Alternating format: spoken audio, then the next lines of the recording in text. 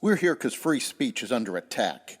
We're here because people are being convinced that socialism works. We're here because people are being judged guilty until proven innocent. We are fighting back with facts. This is not a safe zone, so buckle up, Buttercup. This is the raw, naked truth.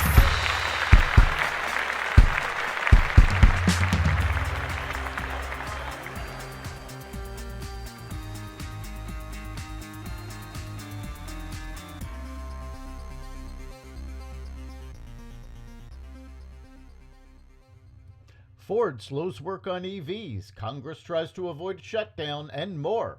Welcome to the Raw Naked Truth. I'm your host, Eric Lupkin, and here's the news you need to know. Ford halted work on a $3.5 billion electric vehicle battery plant that CEO Jim Farley and Michigan Governor Gretchen Whitmer said last year would create 2,500 jobs. Whitmer, state lawmakers, and local officials promised $1.7 billion in public subsidies for the project, which aimed to produce low-cost batteries. But some local residents objected, and Republicans criticized the project because Ford planned to use Chinese technology. The automaker did not say why it was pausing the project, which comes as Ford, Stellantis, and General Motors contend with a limited, unpredictable United Auto Workers strike. Ford spokesperson T.R. Reid said told the Detroit Free Press that the company remained confident it could competitively operate the plant. Hunter Biden on Tuesday filed a lawsuit against Rudy Giuliani, alleging the former Trump lawyer violated his privacy rights by illegally disseminating content from Biden's infamous laptop. The complaint, filed in the U.S. District Court for the Central District of California, states Giuliani is primarily responsible for the total annihilation of Biden's digital privacy.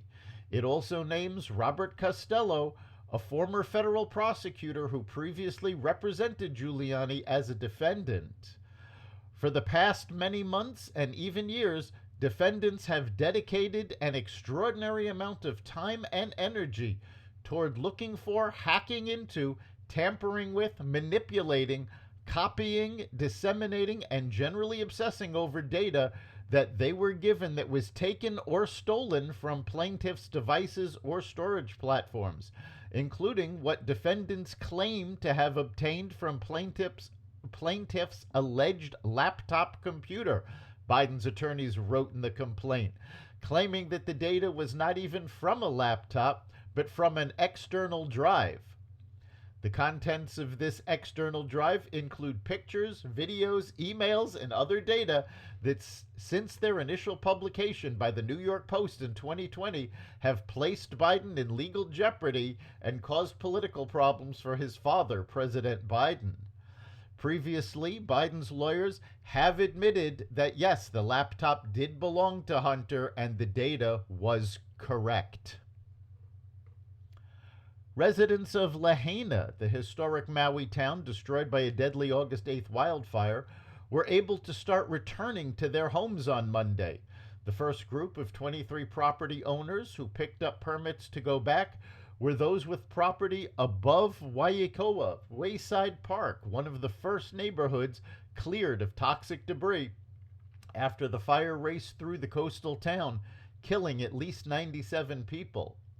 The area is near the Lahaina Civic Center, where President Biden talked with survivors on his August 21st visit to Hawaii, making up a story about a fire that barely touched his house.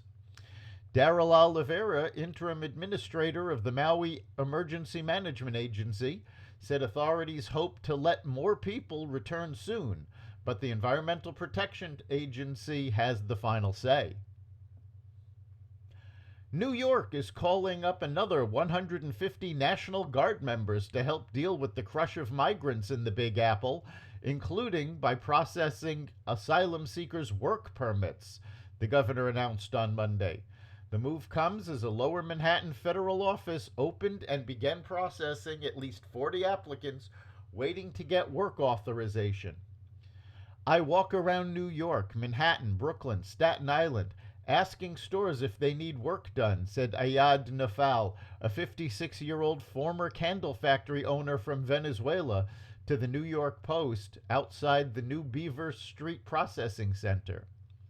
I clean the stores and fill the fridges. I work 7 days and make $20 or $30 or $40 a day in 6 hours, said the migrant, who has been living in a tent with his wife on Roosevelt Island after timing out of a city shelter on the Upper West Side under New York's 60-day stay rule.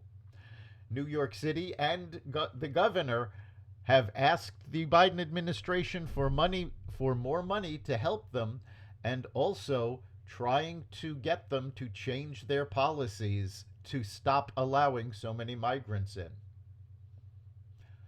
The federal government is facing the threat of another looming government shutdown that could cause federal workers to go without pay if Congress does not pass a funding bill by Saturday at 11:59 p.m. Eastern Time. Lawmakers in Congress are negotiating over a short-term continuing resolution that would extend funding on a short-term basis to allow negotiations over spending levels for the rest of the fiscal year 2024 to play out and legislation to be passed. House Republicans are divided over the duration of a continuing resolution and whether other provisions like border security measures, Ukraine funding, and disaster aid should be attached. Senators have started crafting a bipartisan short-term continuing resolution, although the measure has not yet been introduced. Any funding legislation will ultimately require bipartisan support to become law, given Republican control of the House and the Democrats' narrow majority in the Senate, lacking the 60 votes needed to defeat a potential GOP filibuster. This is hardly the first time that there has been the potential government shutdown, and our elected representatives seem completely unable to do a budget ahead of time and always tend to leave it to the last moment. That's the Raw Naked Truth. You can catch every episode of the Raw Naked Truth at xvadio.com/podcasts, the Apple Podcasts app, Google Podcasts, Spotify, iHeartRadio, Audible, Amazon Music, and other platforms that respect freedom of speech. We'll see you next time.